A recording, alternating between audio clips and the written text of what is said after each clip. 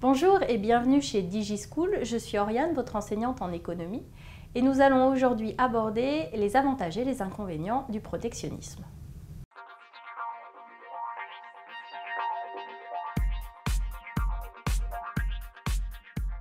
Les partisans du protectionnisme mettent en avant un certain nombre d'avantages qui ne sont pas négligeables. En effet, le protectionnisme permet de maintenir l'indépendance économique, puisqu'on va limiter les importations, on est moins dépendant de l'économie internationale. On va également protéger son marché intérieur en favorisant les produits locaux et donc on va garantir l'emploi sur son territoire national.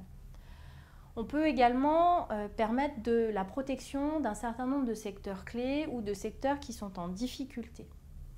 On permet aussi la réduction de l'empreinte écologique. Il est évident que lorsqu'on privilégie les filières locales, les filières courtes, eh bien, cela réduit l'empreinte écologique.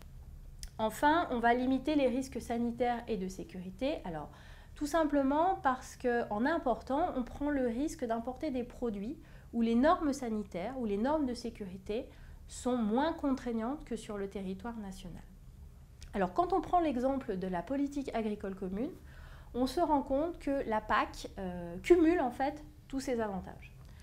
Le fait de subventionner l'agriculture française et européenne et de permettre un prix minimum sur les produits, eh bien, ça permet de maintenir l'indépendance au niveau de la consommation de produits agricoles sur le territoire européen.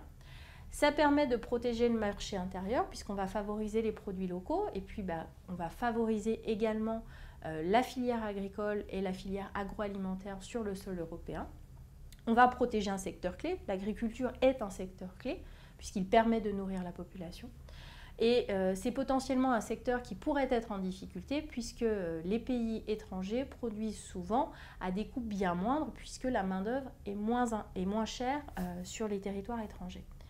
Enfin, on réduit l'empreinte écologique puisqu'il est évident qu'en consommant local ou en tout cas européen, eh bien, on fait des économies au niveau transport, au niveau de la pollution qui ne sont pas négligeables. Et puis enfin, on limite les risques sanitaires et de sécurité puisque les produits agricoles répondent aux normes européennes qui sont souvent des normes assez élevées par rapport aux pays étrangers.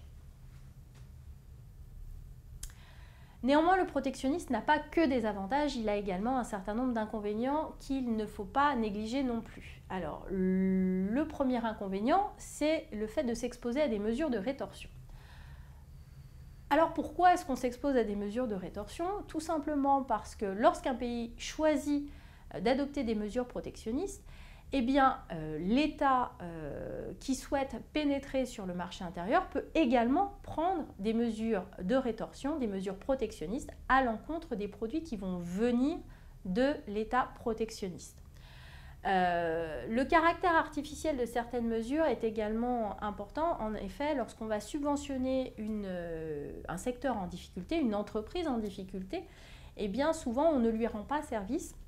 Déjà parce que souvent c'est un mécanisme qui est artificiel, qui ne permet pas de maintenir une entreprise à flot à long terme ou un secteur d'activité à long terme. Je pense particulièrement au secteur du charbon qui avait été subventionné pendant un moment en France. Et puis, c'est aussi une mesure qui est injuste pour les entreprises qui ont une bonne santé financière. Voilà pour les avantages et les inconvénients du protectionnisme. J'espère que cette vidéo vous aura été utile.